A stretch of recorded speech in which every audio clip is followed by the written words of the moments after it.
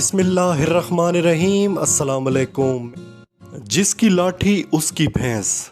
پاکستان میں یہ قانون آج سے نہیں بلکہ اس کی مکمل تاریخ ہی یہی ہے۔ جو یہاں طاقتور ہے وہ قانون سے بالا تر ہے۔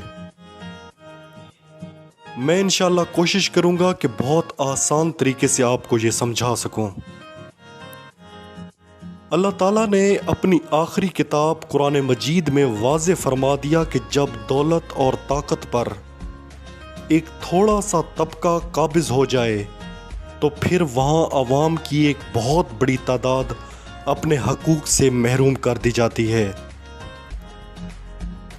میرے پاکستانیوں، اللہ رب العزت نے انسان کو اشرف المخلوقات بنایا، اسے سوچنے اور سمجھنے کی صلاحیت عطا کی۔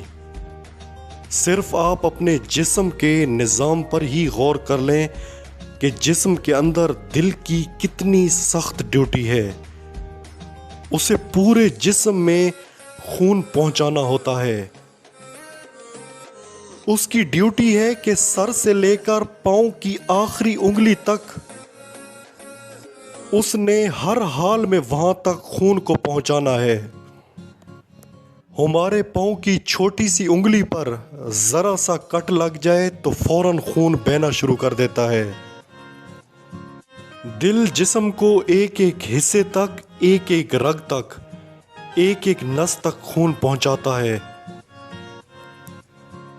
اگر آپ کبھی کسی انگلی پر مضبوطی سے کوئی رسی یا کپڑا وغیرہ باندھ دیں تو تھوڑی دیر بعد آپ کی انگلی کالی اور نیلی ہونا شروع ہو جائے گی، کیونکہ آپ نے خون کی روانگی میں رکاوٹ ڈالی ہے۔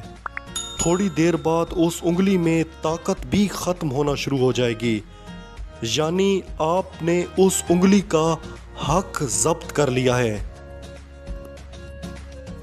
آپ جیسے ہی وہ پٹی انگلی سے کھولتے ہیں تو خون کی یہ بندش جیسے ہی ٹوٹتی ہے، خون دوبارہ اس انگلی میں جان ڈال دیتا ہے اور پھر سے اس میں طاقت آ جاتی ہے۔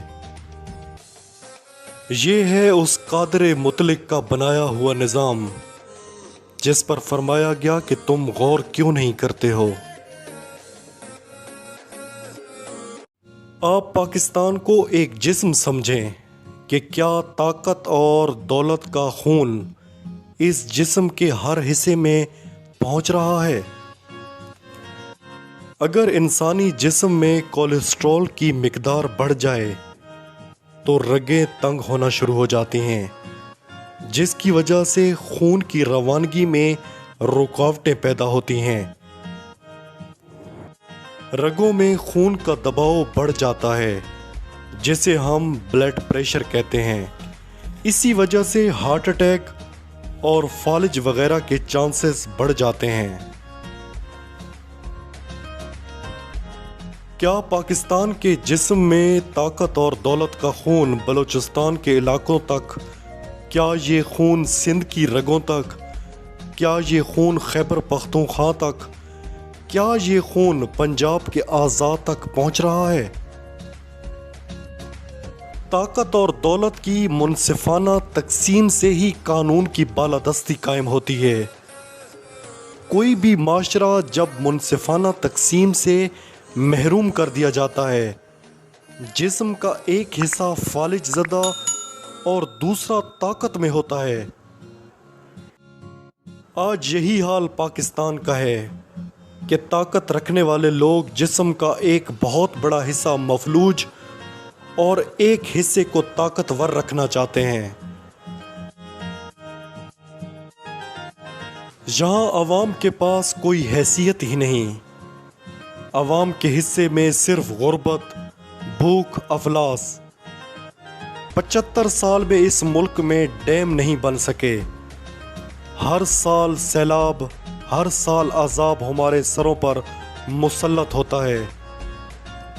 ڈیم بن جاتے تو عوام کو سستی بجلی مل جانی تھی، مگر کیوں ملے؟ عوام تو اس کی حقدار نہیں ہے۔ دیکھیں، آپ کو ایک چیز نقصان پہنچا رہی ہے۔ آپ کے بچے اس نقصان سے محفوظ نہیں ہیں، تو کیا آپ کی کوشش نہیں ہوگی کہ اپنی اور اپنے بچوں کی زندگی کو محفوظ بنائیں؟